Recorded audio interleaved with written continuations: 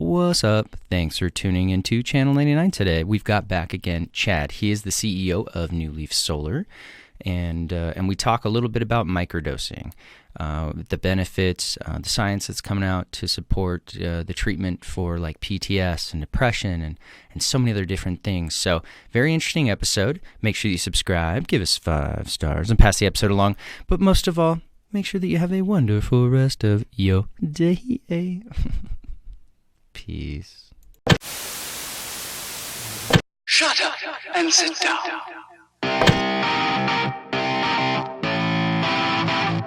Bring up the microdosing, because then that's a good segue. Like, oh, I heard this, I was watching Joe Rogan and Paul Stamets came on, and he was talking about microdosing and the effects of that. And I've thought about that. And everybody who's listening, we've got Chad. He's back again. Are you recording now? Round number 5 at this point. Yeah, I'm recording. Yeah, I just hit record. Well, I'm sorry. Talking about microdosing. I said our whole game plan there. No. That's what people need to know. Yeah. So I don't have to remember it. Party cast. But we're talking about microdosing, and I've done mushrooms a couple times. I actually know many veterans through podcasting who have dabbled in the microdosing. It's 100% across the board supported by every single person, not because they do it all the time, but because they realize there is, for the severity of some individuals, there is definitely a benefit. And there's just a host of evidence that shows. It's insane, dude. It's a treatment option that is safer. It's natural. Safer than the safety vector on psilocybin. How many people have overdosed and died? It's zero. Let's find out. I'm sure it's not zero. There's people have died on water, but it's just such a safe substance. True. Especially compared to most pharmaceuticals, particularly antidepressants. There's emerging evidence that certain antidepressants over time will lead to suicidal tendencies and suicidal thoughts. There's just not the same comparisons with psilocybin. It's shown to be extremely effective in treating PTSD and severe trauma. Paul Stamets, who's, arguably the world's foremost mycologist, he's the expert in the field of mycology. Right.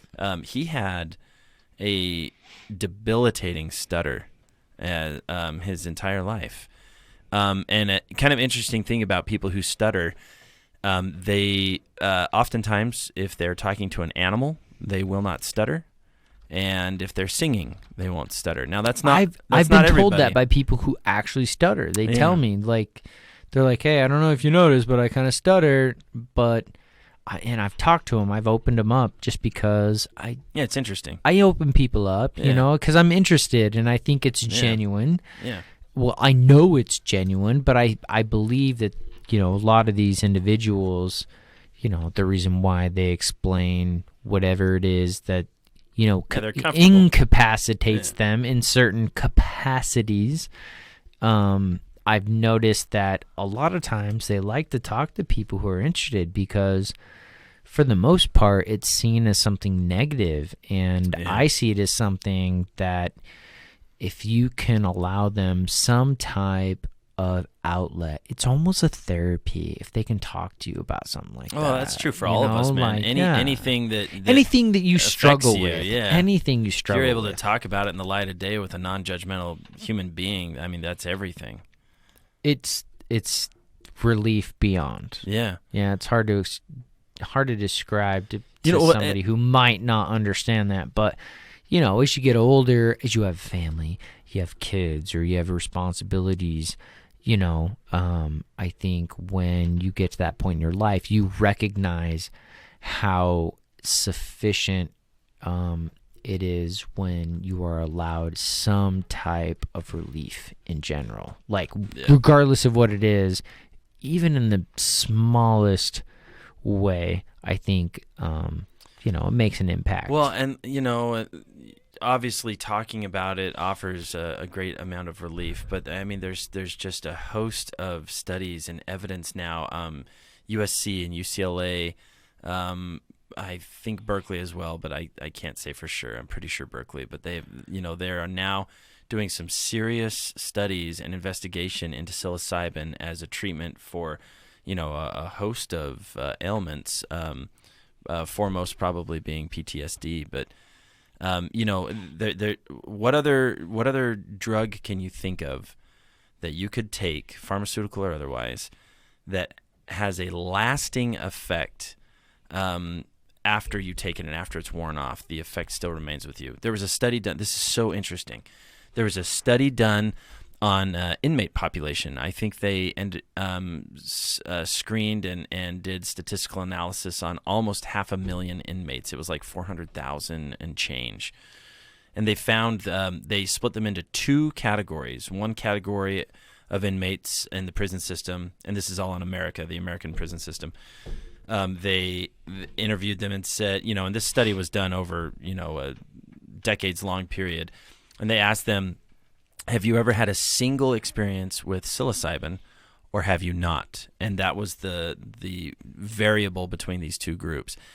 And they showed through empirical evidence that the group of people who had a single experience with psilocybin, one or more, were 27% less likely to have been involved in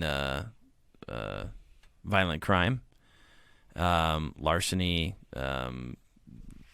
theft, or I'm saying this wrong. 27% were less likely to have been involved in I can't remember what it was, a certain grouping, a certain category of crime statistics. I believe it was violent crime, and 18%. You were 18% less likely, if you'd had psilocybin, to have committed murder. Whoa! So among inmates, individuals who have admitted to the drugs they've taken. Well, yeah, I mean, they just asked them point blank. It was an anonymous study, and they said, have you ever had psilocybin? And those who said, yes, I have, were 18% less likely to have committed murder and 27% less likely to have committed... I believe it. Science, dog. Brings us back to that last episode. Yeah. There you go. It's not that I'm not an unbeliever. It's just I'm a skeptic when it comes to certain things. But no, that makes sense, because that is something that, I don't know, for the most part, can get on board with, only because it's not mainstream science. There you go. But I mean, the implications of this are profound insane. For society. I mean, wait, hold on. It was 18% less likely to commit a what? Murder. A murder. And 27% less likely to have committed a violent crime. Like an aggravated crime. Aggravated of some assault sort. Or something like that. Yeah. That does not include like murder. a very offensive, I'm coming at you kind of thing. Yeah. Whoa. Well, so what they find is when you have an experience with psilocybin, it builds more empathy. It builds you literally rewire the neurology of your brain to respond differently to a fear trigger. So your fear response is mitigated, and which is why it's so helpful in treating PTSD. And look, I'm not the world's foremost expert here. I've read a book on it. I read The Sacred Mushroom and the Cross, which is a fascinating book that I recommend to anybody. You want to talk about that? I would love Isn't to. that all about Santa and the mushroom? It's not all about that, but it certainly talks about that. It taps into that, sure. It definitely.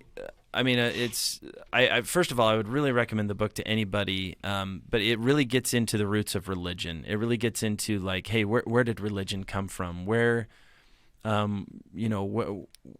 was the beginnings of religion and man's relationship with God? And it goes back to Sumeria, which is the oldest civilization on Earth that we know of, and the cover of the book is a Sumerian piece of artwork, which is basically depicting Adam and Eve partaking of the forbidden fruit, and the forbidden fruit is a mushroom. It's not like an apple tree. It's a mushroom, and that is the forbidden fruit. Whoa. That woke them up and opened their consciousness. And anybody that's had an experience with psilocybin will tell you, I mean, there's no words to explain it. You know, you have this experience. It's profound. For most people would say that it is a very spiritual experience. Have you ever had a psilocybin experience? Yeah, so I've had a couple. The first What one, were they like for you? Well, the first one was nothing to write home about, and I don't think I took enough. How much did you take? Do you think? Do you remember? I have no idea. Gotcha. I was like 21, maybe. I was young, and I just threw like some shavings essentially on like a peanut butter sandwich and just ate it. And I had some tracers as I was driving everybody home that night because I didn't drink. Everybody else drank. And then the second time was a little more intense. I probably ate half of an eighth, maybe 3/4 of an eighth. Nothing crazy. That's a lot. Is it? For me, it is. I'm a lightweight with stuff. Okay. So, yeah. For me, So that's about what I ate, and it was during like a lightning storm. Oh my gosh. Yeah, my friend's dad. I show up to this like my buddy's house. Did you get fractal patterns? Did you get fractals? When the Yeah, lightning would strike? it got a little crazy, dude. Holy got a little moly. crazy. Yeah, and it was probably like the best time to do, mushrooms at the time. So go over to his house, hanging out. At the time, I'm restoring this old bike that they had in their backyard for like 20 years. And so I'm there working on the bike. I finish. We go into what they call the cave. And it's like him, my buddy, as in him. So it's my buddy and his dad. And they're just like getting stoned. And his dad busts out a bunch of like mushrooms in a bag, and he's like, "Hey man, my friend hooked me up. I got a bunch of like shrooms. If you want to have some, I'll give you an eighth if you want some." And I was like, I look at my friend, I'm like, I've never done this. You're like, I don't know about this. Well, I mean, like I've done this, but like lightly. Yeah.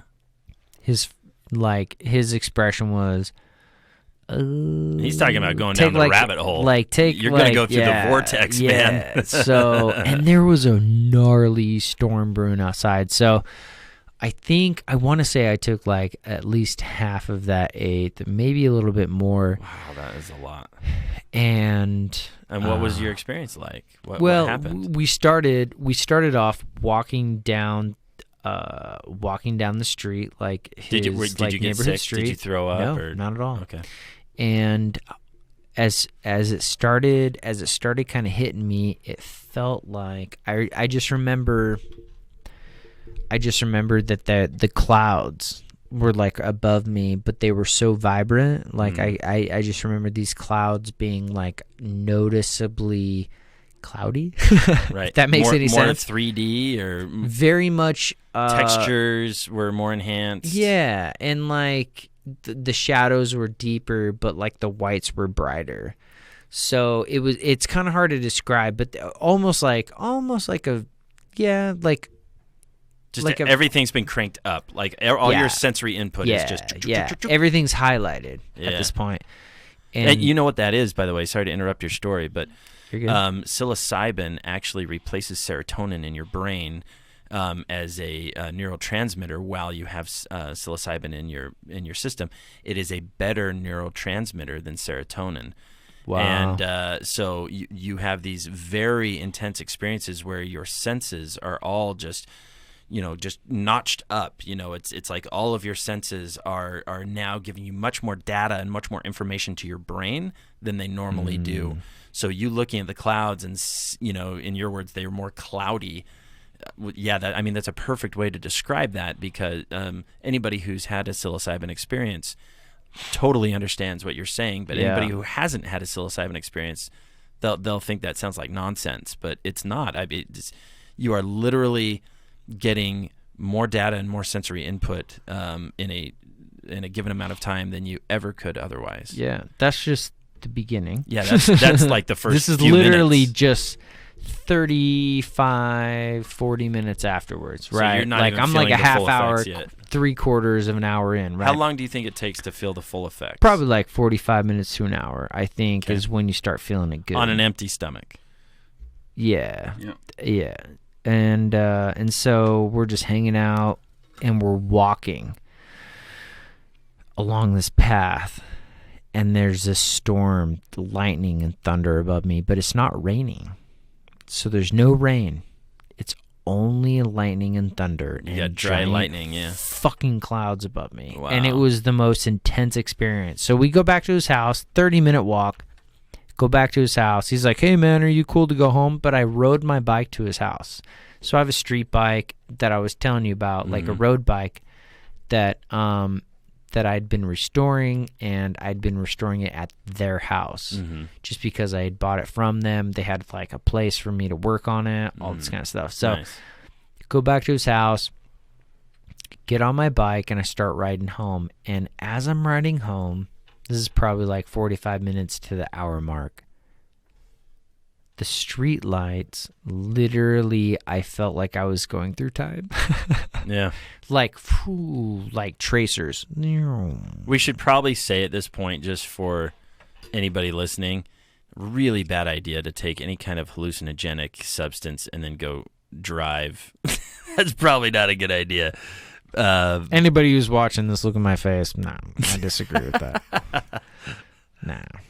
Just be smart. You're not retarded when you take these things. Well, like you're but smart enough to realize you can't trust your visual input like you normally would. You're just more prone to have an accident. Maybe. But you didn't.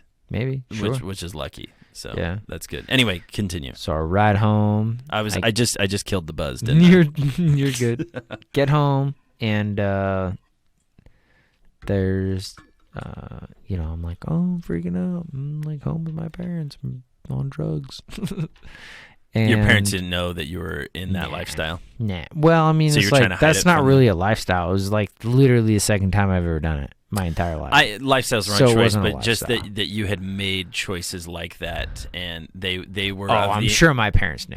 Okay. Yeah. Okay, that's what I was asking. I was just wondering if they were under the impression that you Yeah. never took any kind of mind-altering substance. Well, probably not. Probably not. But I get home and I'm looking at my dog bowl. I'm in the kitchen. I'm hungry. I'm like looking for some grub. Mm-hmm.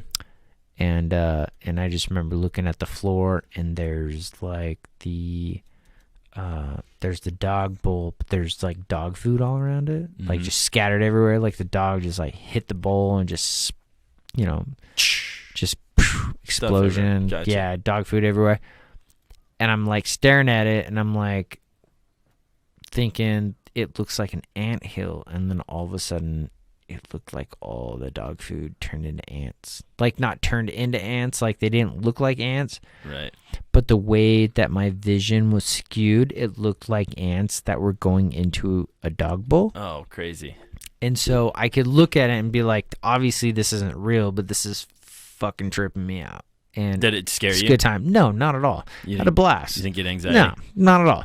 Had a blast. And then I go downstairs, laying in bed. I've got like textured walls, and I'm just staring at my ceiling at like 3 o'clock in the morning. You're just seeing all these shapes. Seeing all weird kinds of shit. And so I bust out my old, like, this is like a Windows phone, like a Windows 5 phone, like old 2010, 2009. This is old, 2009. Maybe even older. This is like decade old. This is like 10, 12 years ago, 10, 11 years ago. Okay.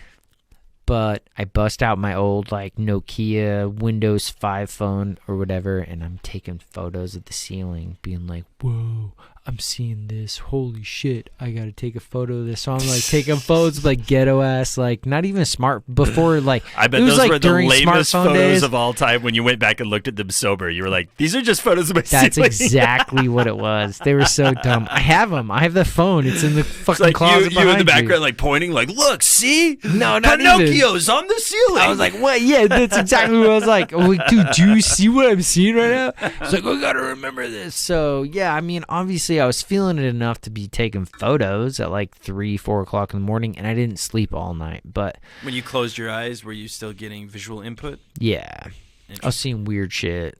Like, and it was just Colorful, lots of colors, lots of shapes. fractal patterns, geometric patterns. Yeah. I was just gonna say a lot of like geometry would pop up, but Interesting. yeah, really crazy. Did you have any lasting effects from the trip? Like the next day, did you feel depleted? Nah, I was No. fine. I mean, positive mental lasting effects. Oh, I don't remember.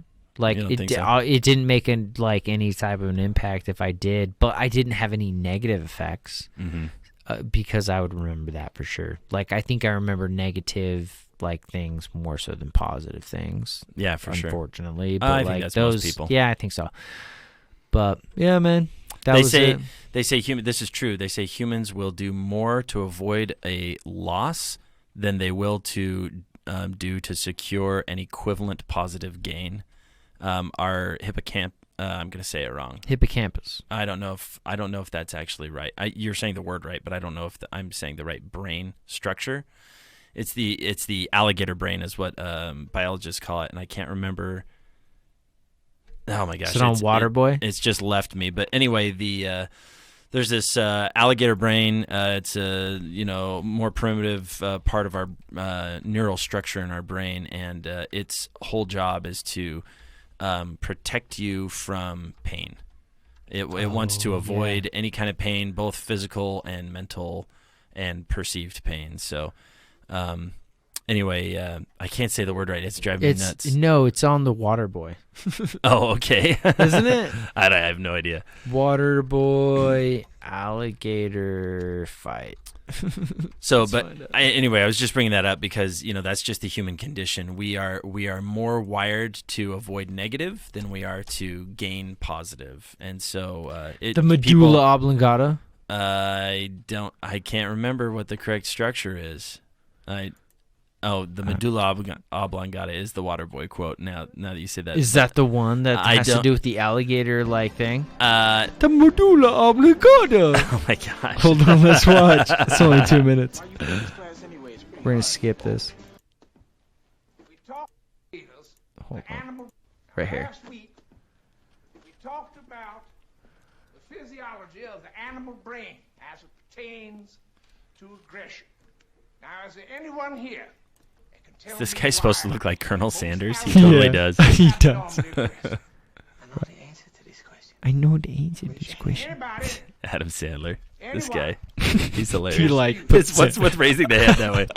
That's like on Talladega Nights when he's doing the interview. Yeah. His hands just come up.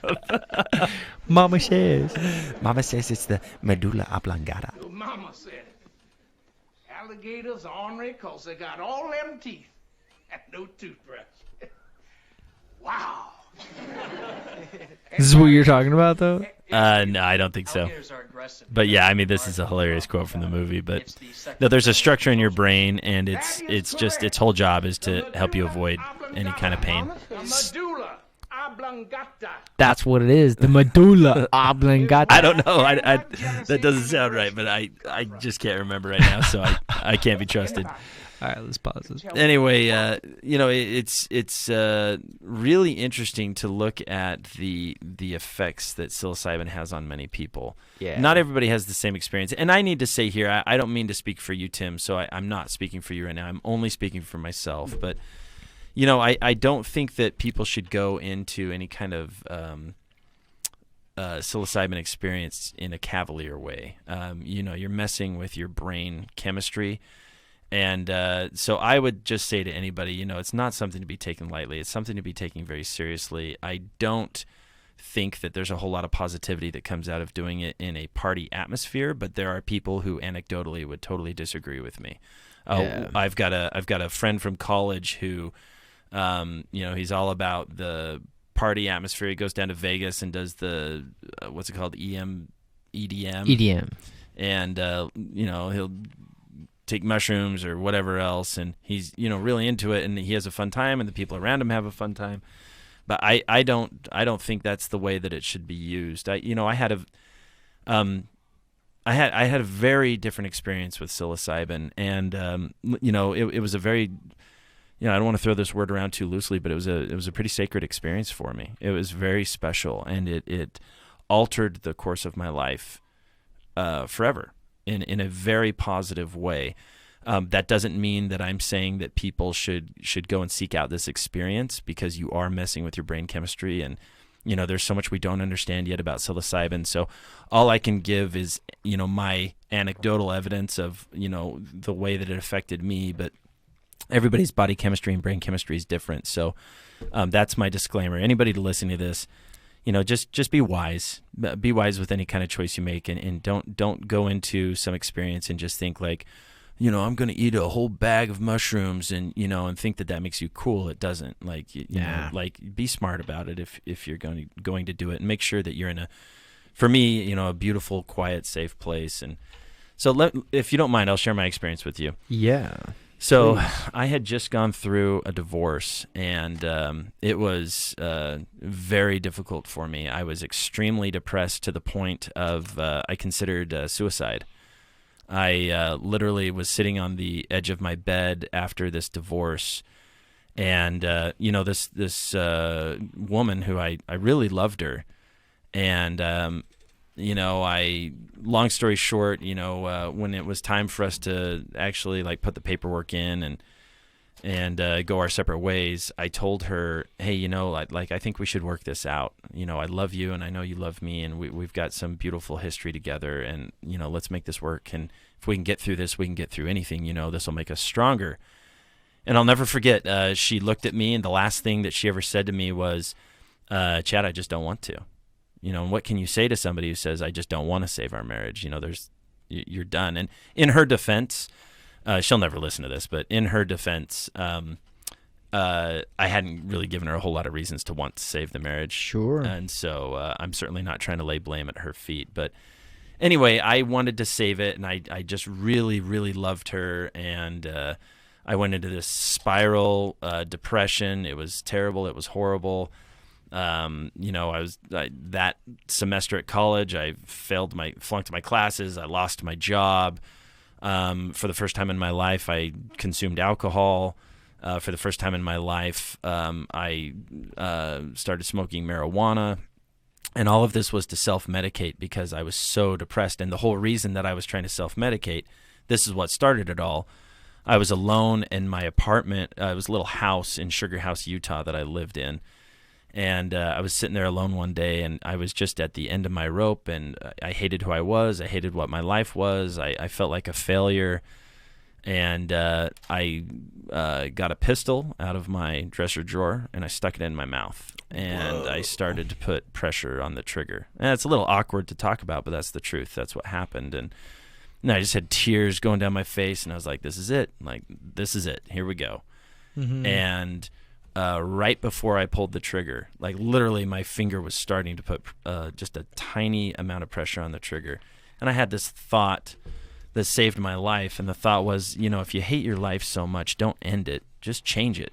Like, you have the power to change your life into anything you want it to be. And any change is better than suicide. Yeah. And that's kind totally. of that's what led me down this, I medicated in all the wrong ways. You shouldn't treat depression with alcohol and marijuana, but that's what I did. And thank God it worked for me. It at least got me out of my head and into a party atmosphere with some friends. And that's not necessarily a healthy way of doing it, but that's what happened to me. And, for better or worse, it worked. But anyway, while I was kind of going through all this and trying to process the divorce and everything that had happened to me, I'd started smoking marijuana, and I found it to be a very enjoyable experience. And I had a friend who had some mushrooms and offered them to me. And I said, well, okay, but I want to do this in a different way. I don't want to be in a party atmosphere. And so I got in my car, and I lived in Utah. I drove down to down by Moab, Utah, and went to what's it called, the Grand Gallery, which is in Horseshoe Canyon. The Grand Gallery is these thousands of year old pictographs on the cliff walls that were drawn there by the ancient inhabitants of that area. Totally. And I thought, man, I'm going to go down there. I'll take mushrooms. And it was crazy. We got there, and there was this huge desert storm, summer desert storm that was coming through. And my friend and I, we set up our tent, and we hadn't taken any mushrooms. We were going to save it for the next morning for the sunrise. But we set up our tent, and there was these huge storm heads rolling in way away from where we were, miles and miles away. And so we were just kind of watching the storm come across the desert. And all of a sudden, just literally that fast, the wind went from 0 miles an hour to like 50 miles an hour. It blew so hard that it ripped our tent. Our tent was staked into the ground, and it ripped our tent, and it bent the poles, and we had to like scramble to get the tent taken down. We threw it in my buddy's Jeep, and we ended up sleeping the night just sitting in the Jeep because the wind was just so ferocious, and the lightning and the rain, and I mean, I've never seen a storm like it. It was unreal, and it was kind of appropriate because it kind of felt like this analogy of my life at the time, just this tumultuous storm. And anyway, I don't mean to go into too many details, but next morning, took mushrooms, a small dose. I'm kind of a lightweight with any kind of medication or any kind of substance. So low dose, enough to get some tracers like you mentioned. And we took it with some orange juice, which helps, the citric acid helps you break it down and digest it a little bit easier. And I've heard, I don't know if this is true, that you're less likely to get sick or throw up if you have some orange juice with it, which is why I asked if you'd thrown up during your experience.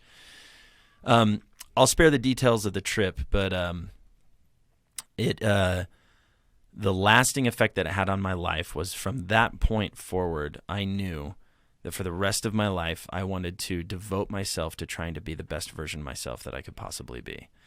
It gave me a profound appreciation for my father and the kind of man that he was and the way that he raised my family. It gave me a profound appreciation for love and acceptance of other people, and I just knew that through thick and thin, I was going to always work towards becoming a better human being, and it was an extremely spiritual experience, and one that I'll never forget. So when I say there's these effects that have echoed in my life long since the effects of the psilocybin had worn off, that's what I'm talking about. So that was my first experience with psilocybin, and my second experience was maybe 6 to 8 months after that. And similar experience, just really helped me process, the depression of going through a divorce with somebody that I didn't want to get a divorce from. And to my surprise, it really helped me mentally to heal from that and to move on with my life and to not be so stuck in the past. And anybody who's gone through a bad breakup knows that you can really get stuck in the past, and that is a very unhealthy mental cycle to get trapped into because it just drags you further and further and further down, and it's more and more and more damaging. And I don't want to sound over dramatic, but I really think that had it not been for psilocybin mushrooms, I would not have ended up having as good of a life as I've had. Now, again, let me be very clear. I've only had 2 experiences with psilocybin. It was back in college. It was right after a divorce. It was at a time in my life where I'd considered suicide, and anything seemed like a better option than that. So I'm certainly not trying to advocate any kind of inappropriate behavior with drug use. I'm not trying to advocate for anybody to make unwise decisions. I'm simply telling my story of what happened to me, and it ended up being a beautiful, good, positive thing. Dope. Hopefully that's fair. Yeah, totally. 100% fair. Super sick. Well, shoot. We're on 33 minutes. Let's go ahead and take a quick break, and everybody make sure you tune in for the next episode here coming up. Oh, wait, before what? we do, I almost forgot. Before we do, we were going to talk about just really quickly, microdosing. Oh, that's all our lead up to microdosing. Yeah. Oh, yeah. That was our lead up to Yeah, microdosing. I'm so sorry, man. No, you're totally good. Are you getting bored of me? Are you getting rid of me here? I just wanted to go mix a drink real quick. Gotcha. Well, real quick, let's talk about this because I think it was fascinating. Anybody who's listening to this, go listen to the Joe Rogan podcast with Paul Stamets. That's Stamets, Stamets. The world's foremost mycologist, which is a guy who studies mushrooms. And, this guy's brilliant. Absolutely brilliant. He really is. He had, we started talking about it, he had the congenital stutter. And he took psilocybin, and it cured him of his stutter in one day. And he'd gone to years of therapy, speech therapy. It was humiliating for him. And his experience is just phenomenal to hear about. And, I won't repeat it here because it's not my story to tell. But listen to that Joe Rogan podcast. It's phenomenal. And in one day, he was cured of a lifelong debilitating stutter because of psilocybin. So the point is, it should not be a Schedule I drug. USC, UCLA, I'm fairly sure Berkeley, although if I get fact checked on that one, that will turn out to not be true. But I'm 90% sure that Berkeley did this study as well. They are in serious. There's a national study right now. Serious that's discussions. going on. Yeah, serious discussion to get it changed from a Schedule I, which is an illegal drug with no medical benefit, to a Schedule II drug, which means it is a drug with medical benefit. And getting it changed from Schedule I to Schedule II has profound, far-reaching implications for our society and the way that we start treating these different illnesses, such as PTSD. I think diet's also a big thing, and that's another issue that that we could dive into. Oh, for sure. But, so the thing that's as far as microdosing goes, yes, so interesting, right? It's insane. So the idea of microdosing psilocybin is this. You take such a small amount that you don't even feel it. You have no euphoria. You don't have any kind of visual changes. But they've done these studies, and they show the neural connectivity of a brain in somebody who is microdosing versus somebody who is not. And somebody who's microdosing psilocybin, they recommend to do Paul Stamets recommends, and he is the expert in the field. He says, if you're going to do it, 5 days on, 2 days off. And again, these are very small doses. If you are seeing tracers, you've taken probably 5 times or 10 times too much. Whoa. Like we're talking about, like if you had the little shavings like you put on your peanut butter sandwich, you're talking about like a eighth of a teaspoon, maybe a 16th of a teaspoon. Just like very, very small doses. So Joe Rogan has a friend who's a kickboxer, and he said he started microdosing, and he said it absolutely profoundly changed his kickboxing career.